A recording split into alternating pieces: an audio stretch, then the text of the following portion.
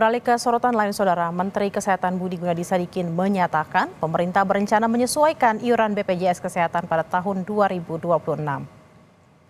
Menurut Menkes, rencana ini sudah disampaikan kepada Presiden Prabowo Subianto, tetapi ia masih butuh waktu untuk menghitung rencana kenaikan bersama Menteri Keuangan Sri Mulyani Indrawati.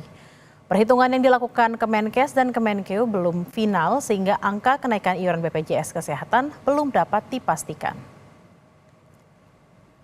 Itu BPJS, saya udah bilang ke Bapak, kalau hitung-hitungan kami sama Ibu Menlu, 2025 harusnya aman. Di 2026 kemungkinan masih ada adjustment dari tarifnya. Dan saya minta waktu ke beliau, nanti kalau hitung-hitungannya sudah pas, mau menghadap dengan Ibu Menteri Keuangan untuk menyesuaikan. Ada penyesuaian tarif nggak? Rencananya di 2026 itu ya Pak? 2026. Tapi masih itu sedang dikerjakan dengan Kementerian Keuangan, BPJS dan